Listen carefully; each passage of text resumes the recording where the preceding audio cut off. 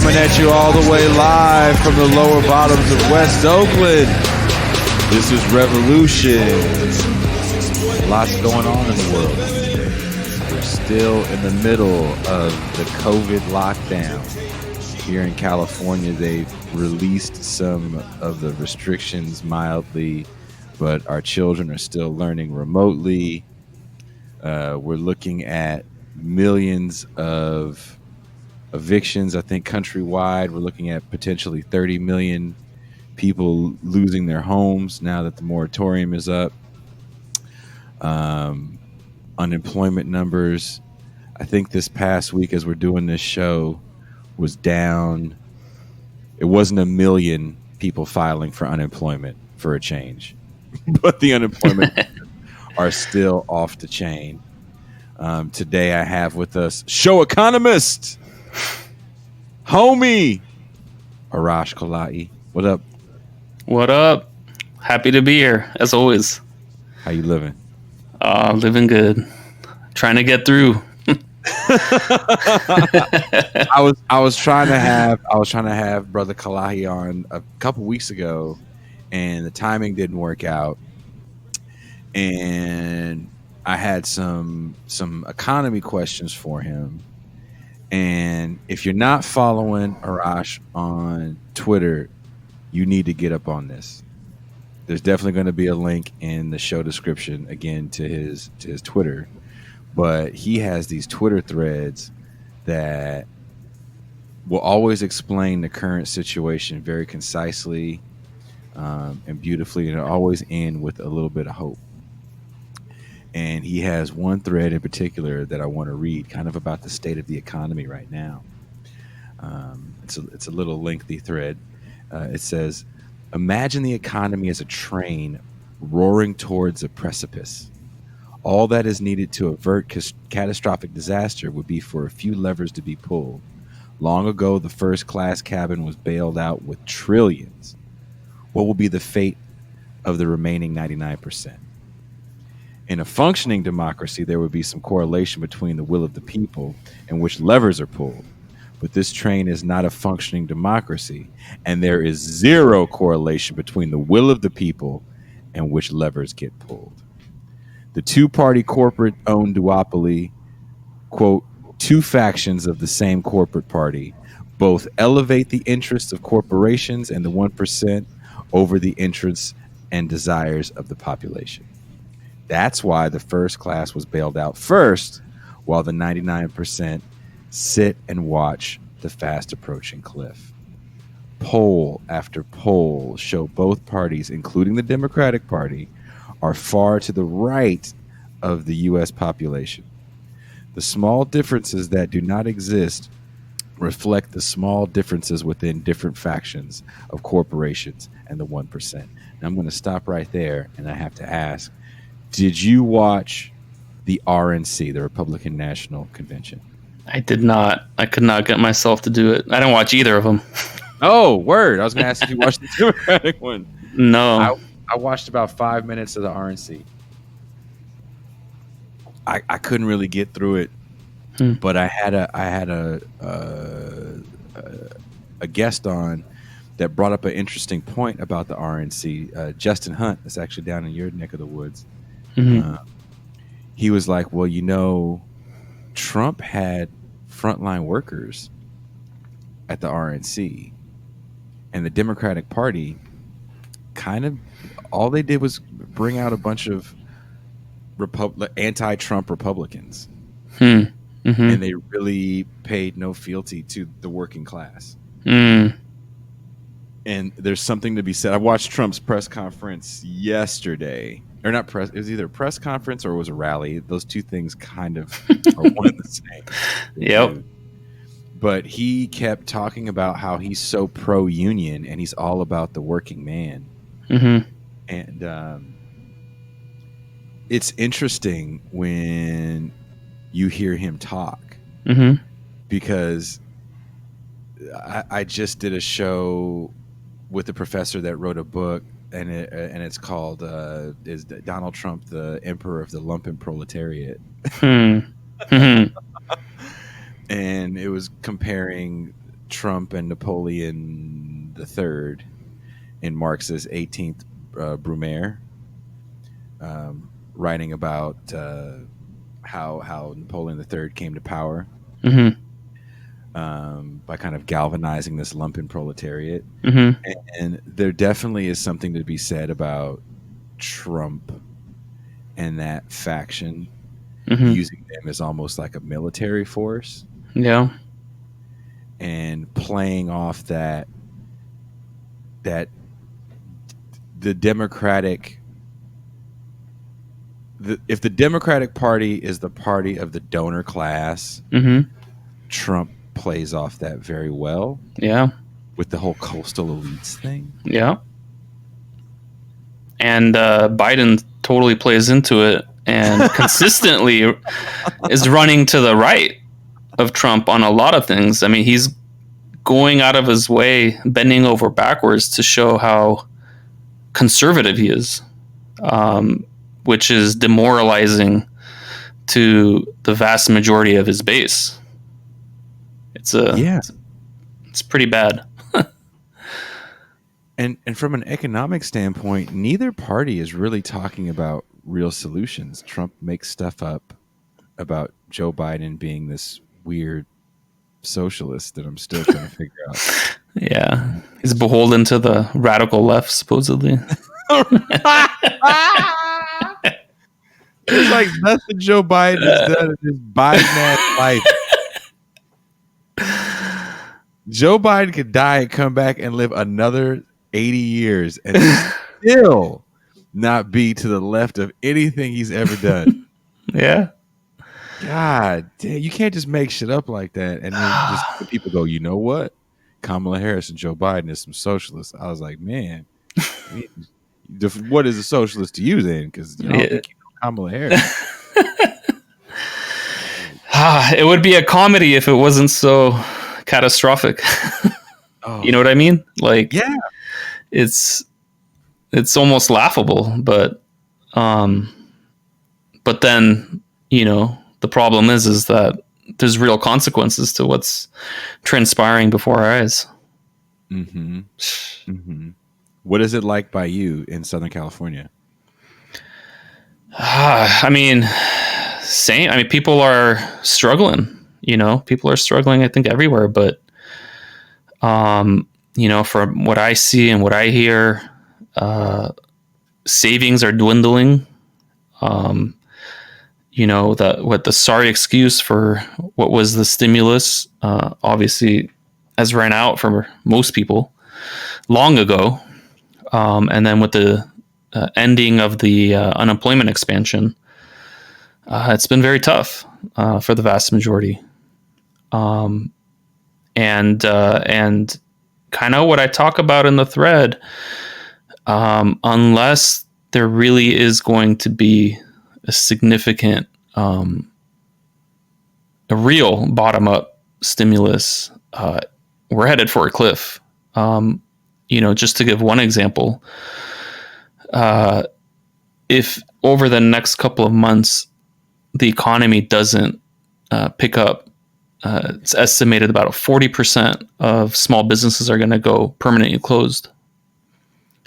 That's, you know, a little over 20 million jobs that will be lost permanently.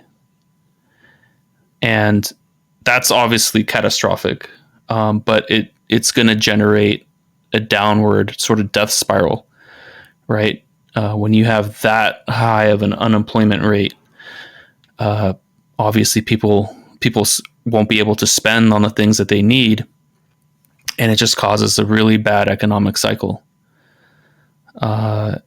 So it's bad, and it's looking like unless some real things happen, it's going to get drastically worse. Do you think, I don't know if I shared it with you or not, there was an article in Business Insider and it was talking about how companies like Dunkin' Donuts and Chipotle were buying up all this land because all these companies, to your point, all these companies are going under. Yeah. These small local shops are going under, and these major multinational corporations are coming in here buying their land and getting ready to set up shop. Right. Are we looking at possibly the Walmartification of not just small town America, but kind of Main Street America? Absolutely. Absolutely. I mean, if, like I said, unless something drastic is pushed through over the next, month or so, I think there's going to be probably one of the largest consolidations of corporate power, unlike something we haven't seen in decades. Like you said, real estate will be bought up, or just the larger corporations that have been bailed out will just replace the smaller businesses, right? So it's really going to drastically alter the economic landscape of the country. And of course that has a whole host of repercussions, right? I mean, when the more things get monopolized, the less bargaining power consumers will have and employees will have. There'll be less competition, and it will just accelerate. Although it's been accelerating for quite some time, but it will further accelerate the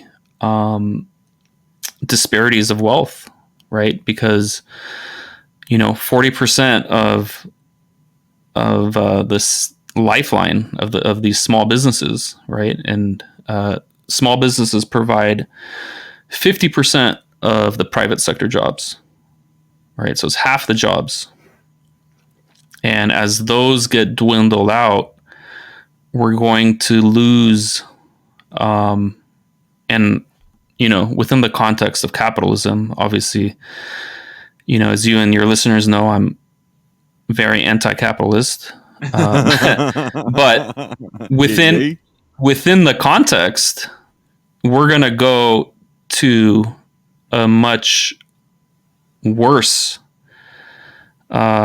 much more degraded form of capitalism if this happens, right?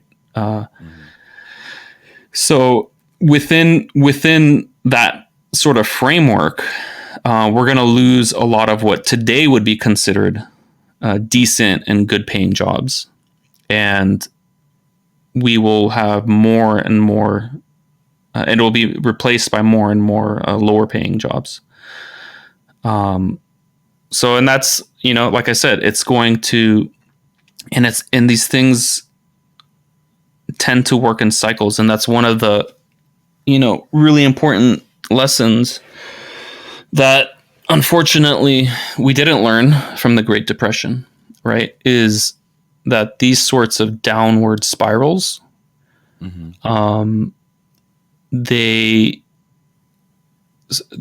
kind of feed into themselves, right? So as businesses see that consumers are spending less, which of course they're going to be spending less because, unemployment's going up. Well, what are they going to do? They're going to cut back their workforce. They're not going to invest in productive capacities, right? So they're going to cut back. And when they cut back, then, unemployment will go up further. And then when unemployment goes up further, then they're going to cut back more. So that's why I call it a death spiral. That's how we got to the Depression. And the only way to get out of that type of a death spiral is through, the work of Keynes and others. We need a massive bottom-up recovery that would get money into the hands of the people who need it most, right? The problem with the top-down bailouts, which probably shouldn't even be called a bailout when it's top down, is that the corporations just hoard the bailout, right? Corporations don't spend one additional penny on anything, right? Whether it's expanding their capacities or it's an additional penny to hire an additional employee.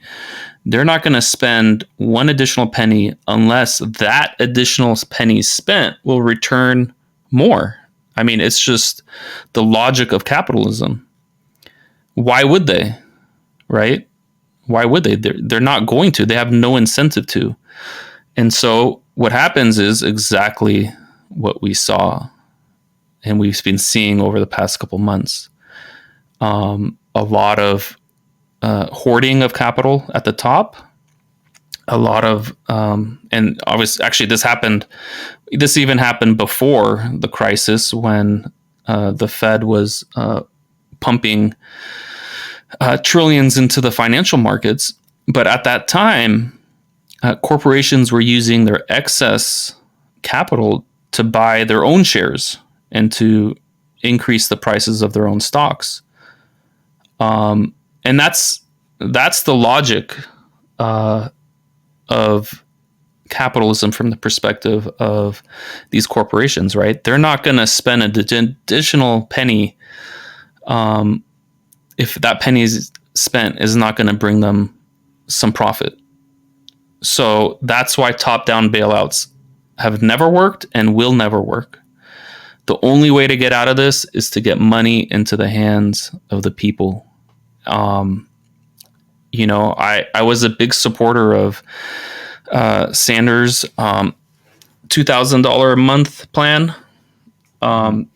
There's a lot of different ways we could go about it. Other countries had guaranteed their salaries to all employees in the country for the duration of the pandemic. That's another way to go about it.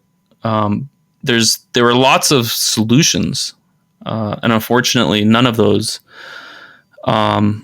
because going back, to the thread, regardless of the desires and all of these, like the $2,000 plan, I believe was supported off the top of my head by like 70% of the population, right? Something close to that. Mm-hmm. These types of policies are wildly popular and wildly supported across the political spectrum, right? Even, just like Medicare for all. I mean, even the majority, obviously the majority of Democrats supported it. I don't know what it was, like 80%, close to like 80%, but even like in the 60% of Republicans support it. So one of the things I talk about is that, there are solutions, and we didn't get any of the real solutions, right? We just got mainly just bailout for the top. We got some crumbs, we got that $1,200. Some people got that $1,200 check. There was some, unemployment expansion, but it was pathetically too low to prevent the type of catastrophe that is likely going to happen unless, like I said earlier, there really is a real bottom-up recovery plan. Short of that, it's not looking good. It's interesting you use the metaphor of a train, and the economy is like a train with the 1% in the front cabin. It reminds me of a movie from 2013 by Bong Joon-ho, Mm-hmm. who did Parasite. Mm-hmm. If you've seen the movie Parasite, I have, yeah. It's a great film. Yeah. Before he did Parasite, he did a movie called Snowpiercer. Yeah. I haven't seen it, but it's funny because in the comments, like a few people mentioned that movie. Like, oh, did you just watch that? And I was like, no, I don't even know what that is. And then I searched it, and I was like, oh shoot. It's a great film, and that's literally what it is. It's kind of a great big meta. As if you've seen Parasite, He definitely does metaphor very, very well. Mm. Um, and he makes it, in my opinion, he I feel like he makes these stories for the left that we really need to understand and like watch. Mm-hmm. And the story of Snowpiercer is there's this privileged class of people. It's a post-apocalyptic world. Mm-hmm. Is a new ice age, and this man figured out how to make a train run perpetually. Hmm. I kind of don't want to give too much away, even though you should have seen the movie. It came out in 2013. But I will watch it by our next session. Dude, you got yeah. So you got to see it. But Chris Evans, Captain America, is a dude that did not grow up in the train, but he remembered how bad things were before the train, when I guess people were turning into cannibalism because there was just nothing to eat. And so the very, very poor in the back of the train, and as you go closer to the front of the train, you see how the privileged class live. Like the back of the train looks like just an encampment, if you will. There's just dark. It's really dirty. They're given these kind of jello bricks of you don't know what to eat. And every so often they just snatch kids out of the back, and you don't know what they're snatching the kids for.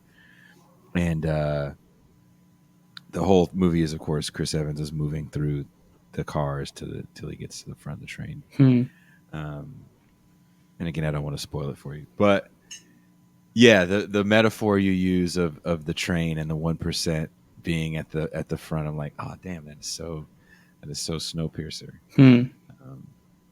And that movie does end with a smidgen of hope at the very end of it. But yeah, it's like I guess when the train goes around the Earth one time, because I guess it's the tracks are so long, it's all around the world. That's one calendar year, and there's a lot of interesting metaphor in that movie that is kind of over the top. Not as subtle as I felt Parasite was, but in those movies we're really seeing this class discussion. Yeah, that I feel like we don't really have in the U.S. as much anymore, because it devolves into a race discussion. Yeah. And that kind of like, I don't know. It's hard to bring those things back. Yeah, it's important, I mean, we definitely live in a highly classist society, to say the least, on multiple levels, and these are important conversations to be had.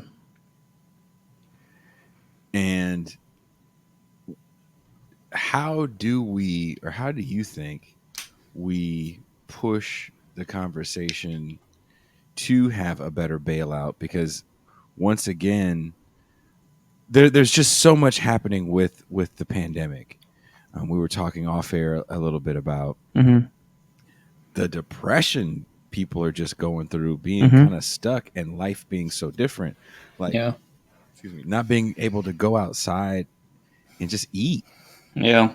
At a restaurant. Like, I just kind of want to go to a restaurant, but I don't want to go to a restaurant. Like, I'm scared. Yeah, absolutely. And, humans we're social species. Human connection, human touch is core to like who we are. So definitely, I think that's a huge part of it. And obviously there's things that we can do to kind of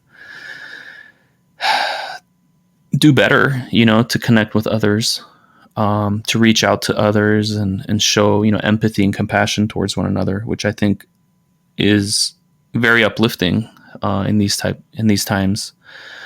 But like you said, there's multiple crises that we're witnessing at such a astonishing pace that it can feel paralyzing. It can feel demoralizing, as if like we just can't keep up, and part of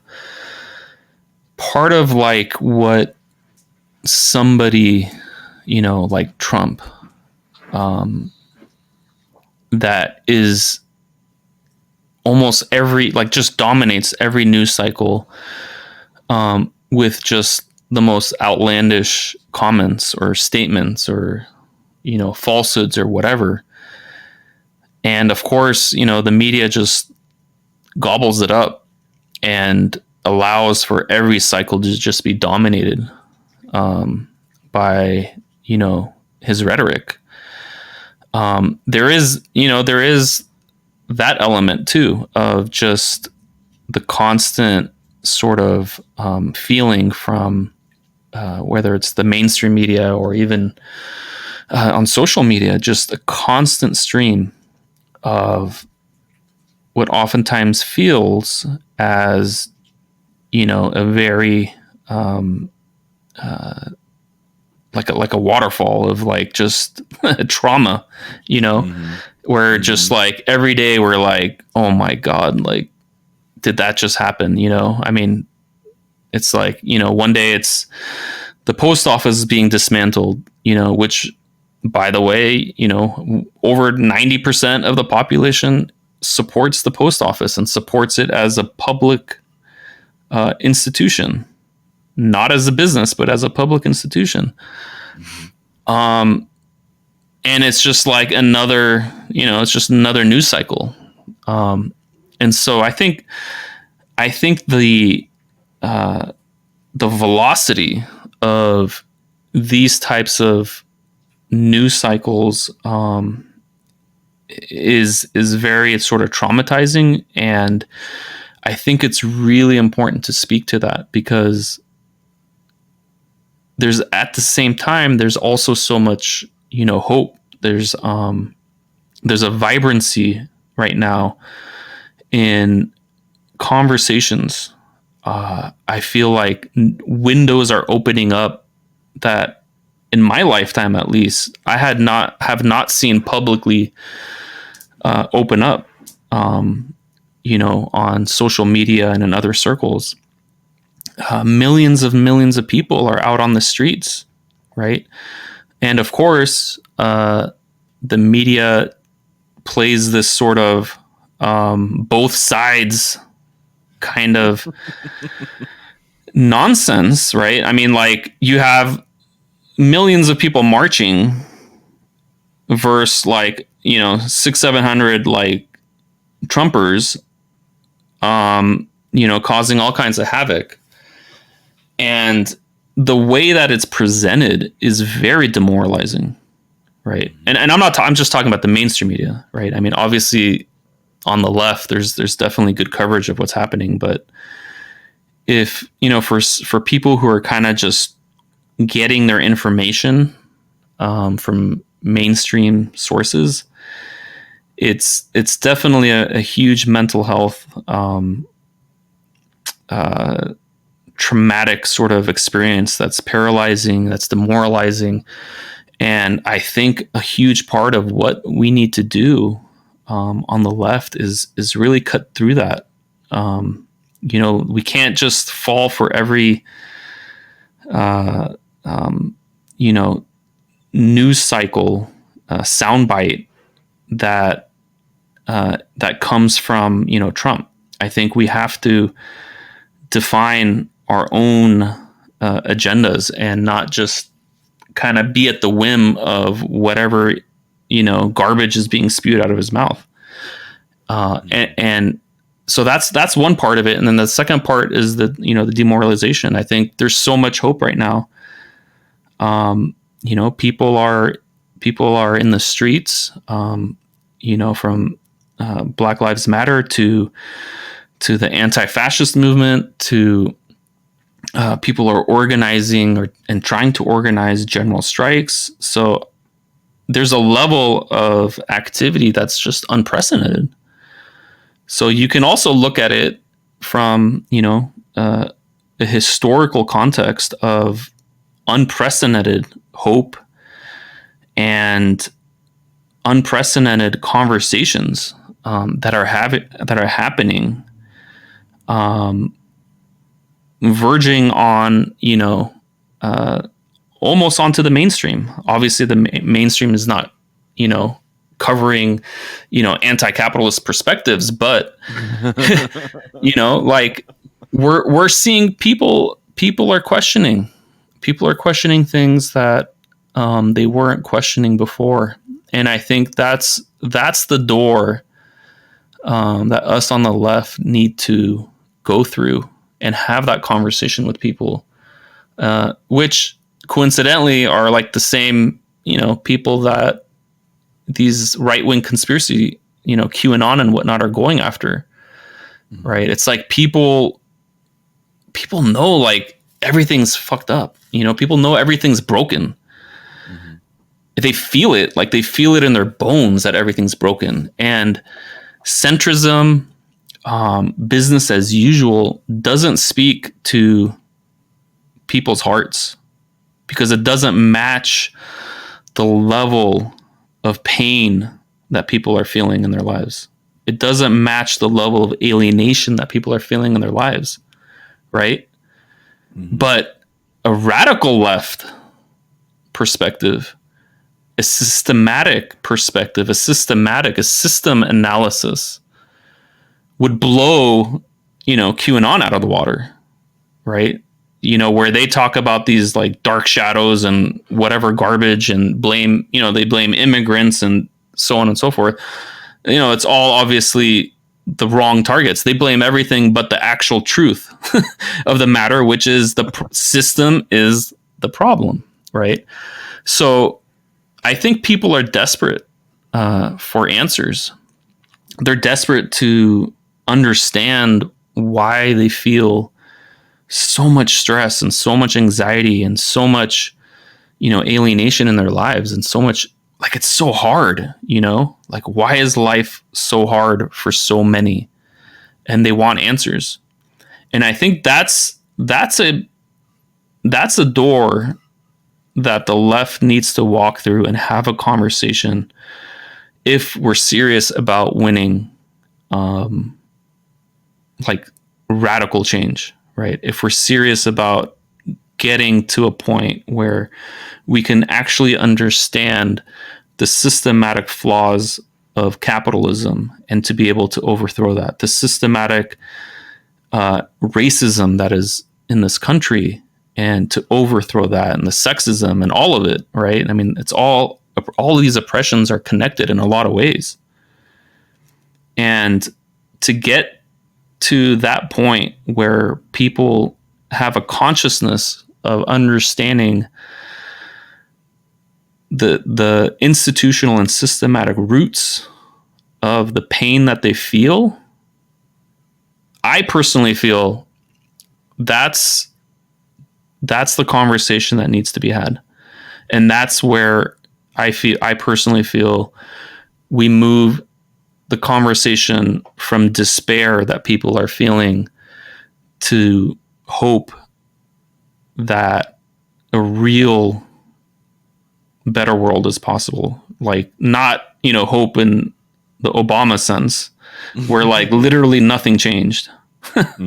It's just, rhetoric, but real hope that a better way is possible, right? Like, we could have an economy that is, run, as a participatory, democratic workplaces where we're not, that's not an environmentally degrading, that people are rewarded equitably for their efforts. And those who are unable to work can receive an average dignified income. Same thing with other forms of oppression. I mean, I think understanding that, it doesn't have to be this way, and getting to the heart of these systematic problems, I think is really how we move the conversation from despair to hope, and from hope to action, and from action to real change. I mean, do you think we need to start just building our own kind of alternatives to the system that we live in, opposed to constantly asking for this change?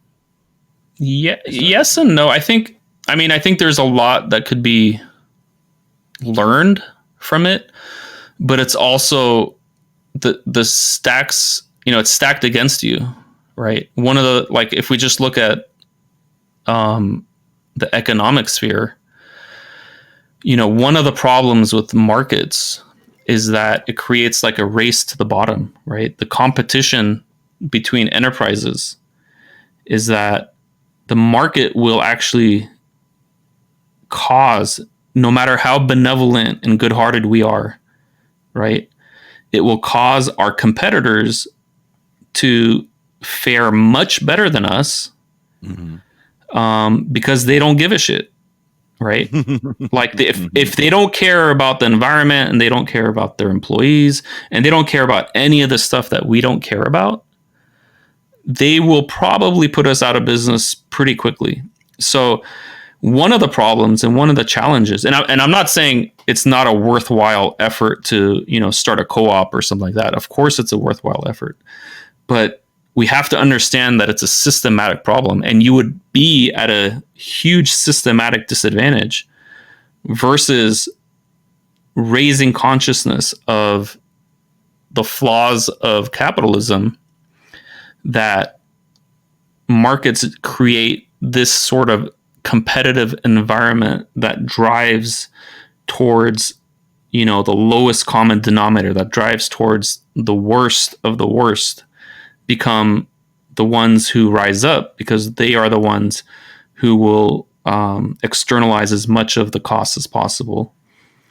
Coming to that consciousness, I think, will lead us to ask, okay, so what is the alternative, right? And I think that is the direction that we eventually need to go. Not to say that we shouldn't go for co-ops. Obviously, it's better, but again, it's an uphill battle, right? When you're fighting against a flawed system, it's an uphill battle, right? It's better to just go and fix the system, so that all workplaces that are run, equitably and democratically, and so on and so forth, are not at a disadvantage, right? So that there isn't this like race to the bottom, this race to the worst common denominator, right? And that's, I think, eventually where we need to get going. And isn't that kind of the problem, though, with the system that we're currently in, is that you have people like Jeff Bezos, who was it $200 billion? Yeah. He's worth now, and made so many hundreds of billions during the pandemic. Like, he's not making his workplaces better, to the point where, the young man, Chris Smalls, organized a strike. And what my guest for the current show that's up now, Justin Hunt, had said, he goes, why wasn't Chris Smalls at the Democratic National Convention? Especially if the Democratic Party is supposed to be, well, it hasn't been for some time, the party of labor. Right. Here you have kind of the ultimate labor movement. Like, it gets, if you want a narrative for the left, it gets no much better than, here is the mega corporation mistreating its workers to the point where people are dying of the virus that's infecting people to make them use the service. And one worker, one very regular person, says, enough. This can't be. You need to clean these facilities properly and give us the proper protection to wear. And and it's not even like the healthcare ask. Yeah. It's just can you just clean this, please? Yeah. No, I mean, on multiple levels, that's just very disappointing. Obviously, the Democratic Party has really shown that, at least, from my perspective, they're not willing to do anything that would jeopardize, the corporate class, the donor class, and the 1%. They would rather lose than veer towards, even, like you said, not even asking for like health, universal healthcare, just asking to like not die at work. Like That's the not most a big ask. That's not a big ask, right? But putting themselves in a position where they can be portrayed as even the slightest of threat to, like you said yourself, the donor class or the corporate class, they're not willing to do it. And I genuinely believe, and kind of just looking at the way this campaign is run, it just seems like they would rather lose than just do what, like, literally the vast majority of people in this country want, right? I mean, we're talking about, I have another thread where it's like, I think the lowest percentage I even talk about is like 65%, right? But some things are pretty much close to like 80%, right? Like 80% of the population believes we need to get money out of politics, right? We need to have radical changes to the way campaigns are financed to get corporate money out. Like 80% of the people know it's just dirty and just, it's just people, that corporations just buying politicians and they're buying favors. Like 80%. I mean, you could win, I think, handedly, the Democrats could win on, these types of policies that the vast majority of people support, right? Another one, obviously, we talked about earlier, like Medicare for all, like, that's like over 70% or 70% of the population supports that. Another one I think was like 68% of people support increasing taxes on extreme wealth.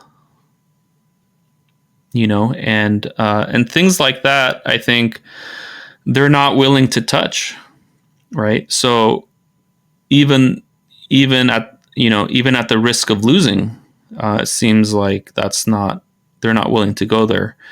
A lot of people are excited about the People's Party. I don't know if you've heard about that as a potential a new political party called the People's Party, where looking to bring a new third party into the mix that truly reflects these types of values and these types of policies that are wildly supported. So I think there's some hope in that. It's interesting that you say that. I just spoke with Gloria La Riva earlier today, who's running for the PSL ticket, Party for Socialism and Liberation. And then I do speak from time to time with Angela Walker, who's the VP candidate for the Green Party. And I love talking to both of those wonderful ass, amazing women that are just, they're constantly in the struggle. They're constantly fighting for the working class. I feel like people really want real change. And I think the Obama cult of personality election led to Trump. And there's a lot of people that are afraid and they don't really like the junior high class president kind of election that we get every 4 years. where it's just someone promising you no homework and extended lunch periods. Yeah. That they're following these third parties, which are kind of, you know, they're to galvanize the left. And the sad thing is, I feel like Bernie Sanders, who's let's just be honest, he's a lifelong politician. I don't think he's a bad person. Mm-hmm. I don't see much change happening from within in the Democratic Party. They flexed on him so hard twice. Yeah. That 2016 might have been his year to really make a real third party. Now, if I'm wrong and Trump does get reelected, my fear with a Trump reelection is that he does something that we haven't really seen in the States that I can remember. You might have a better grasp at history than me, of having his brown shirts, if you will, the Proud Boys, the Patriot Pack, or whatever they're called, the Boogaloo movement, which I found out was named after Break Into Electric Boogaloo. I didn't know that. Why would they desecrate such a great movie? I have no idea. I watched that with my son the other day. And that he can actually disperse this lumpen proletariat, if you will, to really crush any sort of real rebellion to his authoritarian movement. And the only, I don't want to say good thing, the only positives I can see out of another Trump 4 years is that it seems like it's really radicalizing a lot more people. Like I feel like Bernie Sanders is kind of, his movement radicalized a lot of people. And then after he got flexed on, the Trump administration has just radicalized so many that we're saying words like socialism in public, and it's not a bad word. DSA is growing in leaps and bounds. Right. Left media is growing in leaps and bounds. And these things that we want are seeping into the lexicon of that centrist, even donor class. You know, when Ellen and The View have to acknowledge defunding the police as a real rallying cry, then, you know, that means that a change is a brewing. And I think that it could possibly get stronger under another 4 years of Trump. My fear is that 4 years of a Biden-Harris campaign means that these people that are so anti-Trump now, that have pretty big microphones, even people that you and I may not like, those they just turn those microphones off, and it's back to, you know, brunch and finding out what the Kardashians did or what Kanye West said. Right. Yeah, I mean, it's definitely, there's definitely a lot of, I think, strategic questions. You know, and I myself have been kind of thinking the same as you. You know, which scenario is better or worse? And obviously, you know, like the criticisms we hear about Biden, you know, at least that I see, you know, on social media and, you know, in my own circle, you know, they're all valid. They're all true. And obviously he's extremely racist. He has a history of racism, a history of authoritarianism himself, a history of supporting the consolidation of corporate power, a history of sexism, and so on and so forth. I think, you know, one way, and again, I don't ever punch down. I don't ever voter shame. I think people, you know, and these are just perspectives that I think about, but I'm not, you know, going to tell anybody how to vote. But one thing that I consider is, you know, who do we want to fight under?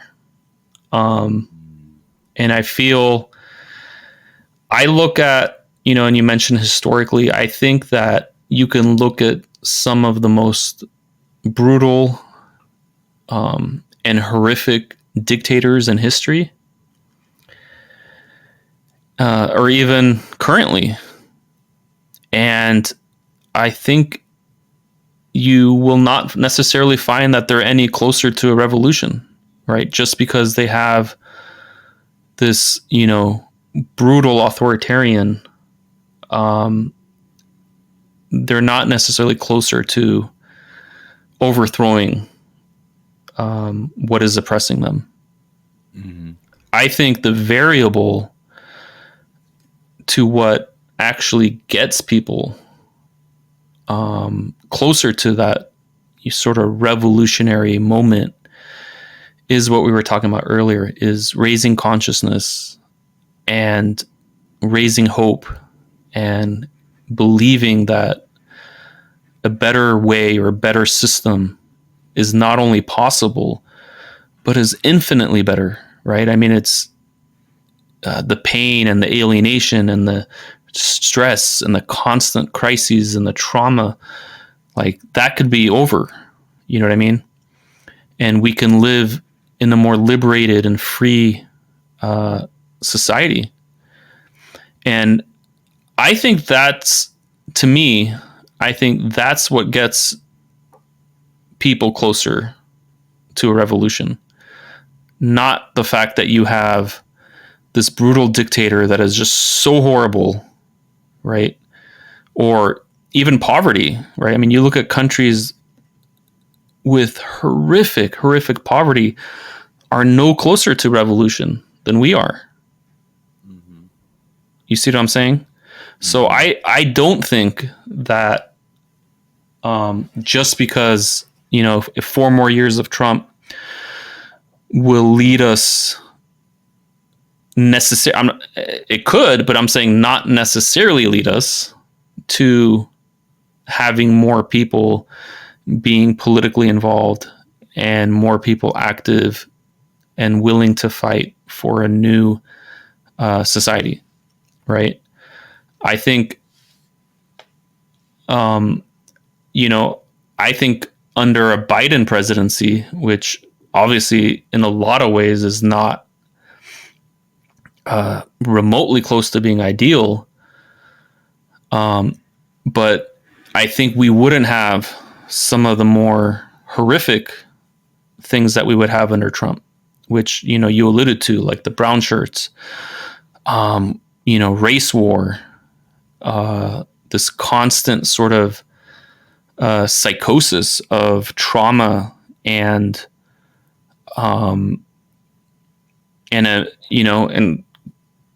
understanding how the mainstream media of this country works, like it is incapable of getting through, I think, a second Trump term, and getting us to a better place at the end of that term. So I don't know. In my estimation, while, all of these critiques that we have of Biden are all valid and true, I'd rather be on the streets, fighting against capitalism, against racism, and against all these oppressions that we're fighting against. I'd rather do it under a Biden presidency than the sort of lawless and reckless and hostile Trump presidency. But, like I said at the preface, I'm not necessarily telling anybody how to vote, but that's sort of, my line of thinking.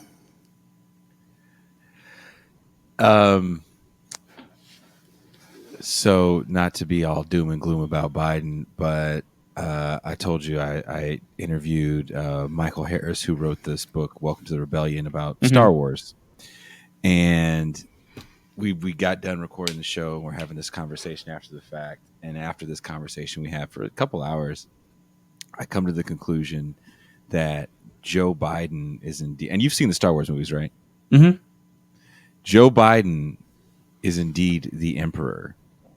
And Trump is just General Grievous. So if you go back to the Revenge of the Sith movie, where no one knows where the where the other Sith is. Remember, there's always two, and they're trying to stop Dooku and Grievous. And all along it was Palpatine, who's not yet Emperor Palpatine.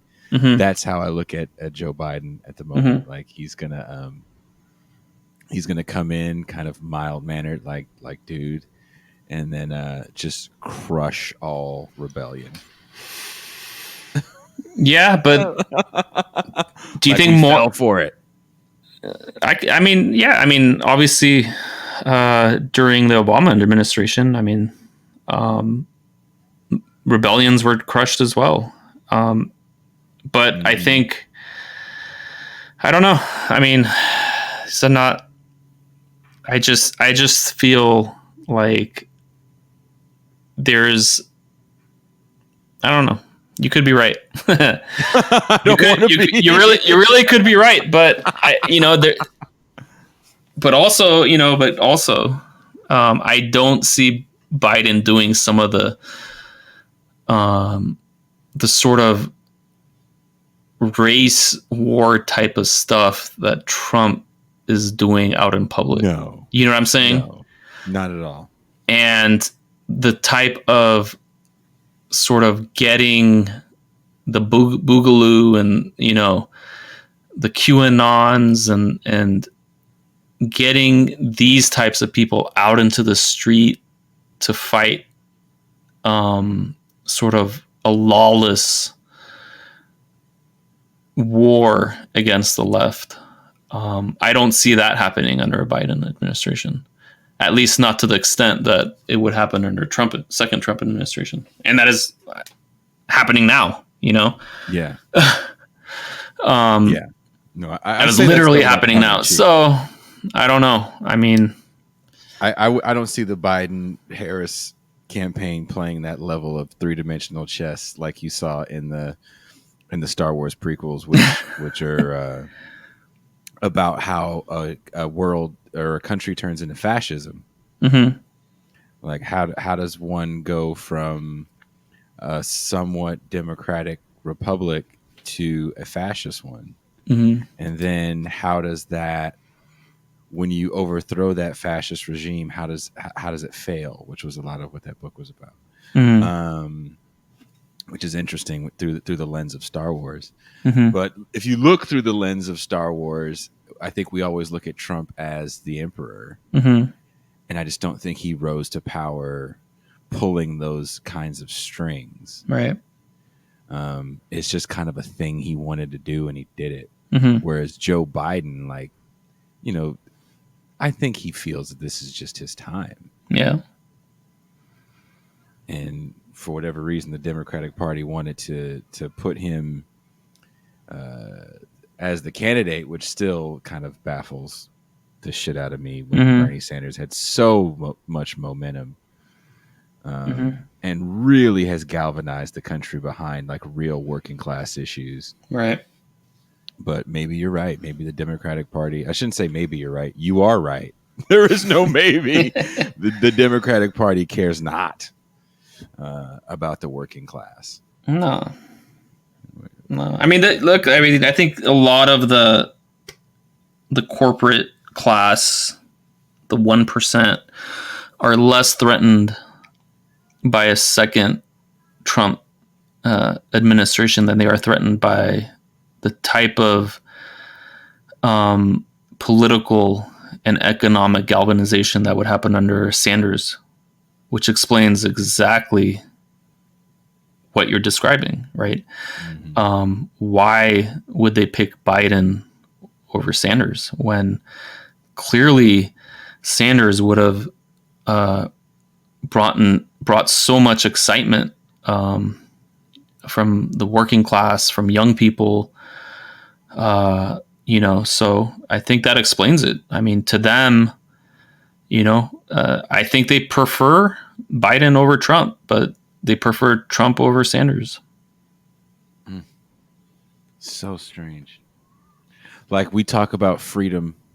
We definitely have discussions about freedom, and there's no better kind of example as much as you hear Trump talk about China, how free are we when we don't pick the president? We think we do, but you can't even get Donald Trump, Joe Biden, and Howie Hawkins on the same stage. Yeah. The Green Party presidential candidate. Yeah. Imagine what would happen if people actually got to see that level of debate. Absolutely. Absolutely. So I'm going to end with this. I'm going to read your last thread. Trying to prevent an economic recession / depression from the top down is like trying to push string. The more you push, the more slack develops, but nothing moves along. Corporations will keep hoarding their capital and won't hire employees or invest in the real economy. Corporations won't spend one additional penny on hiring workers or additional capacity unless that penny returns more pennies. And that doesn't happen unless consumers have money to spend on the goods and services they need. Top-down bailouts, like what we've seen over the past few months, never work, never have, and never will. They only function to further redistribute more wealth to the already wealthy, which is exactly what we've seen over the past few months. As the financial markets, large corporations, and the 1% receive trillions in handouts, the real economy, the economy that affects you and I, is headed for a train wreck. Damn.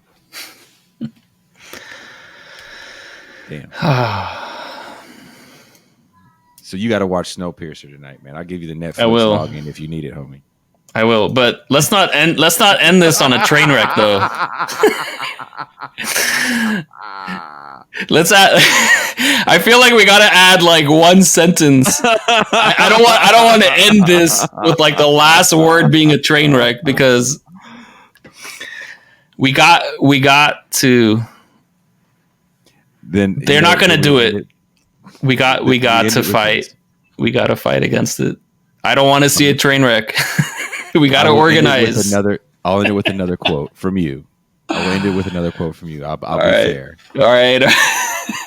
When the levers that could save us are controlled by the first class cabin, who've already saved themselves, and the standard channels have no semblance of democracy, we've got to demand and force change, strike, civil disobedience, and movement building.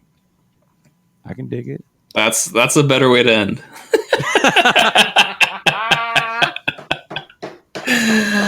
Oh.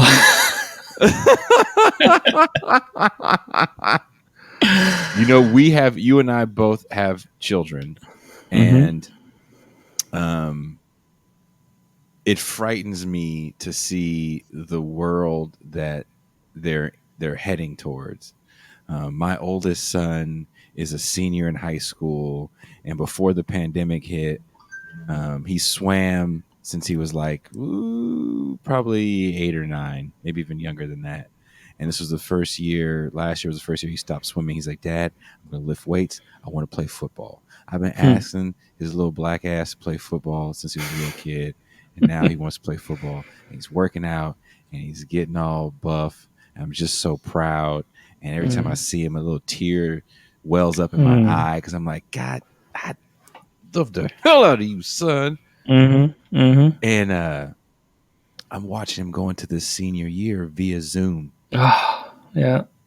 No prom, no graduation like you and I had. All the fun stuff you got to do senior year. It's just different. And if we don't try to fight for a better world, then what are we doing? Absolutely. So that's why I fight. It's one of the reasons why I fight. Me too. Oh, I know you do. Is there anything else you want to promote, young man? No, I think that was good. We got through a lot.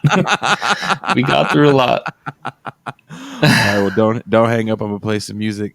Thank you once again, Show Economist, giving us the rundown on what we're really looking at with the real economy, the economy, and a little bit of hope at the end. Thanks for having me. Thank you for coming on, man. Don't hang up.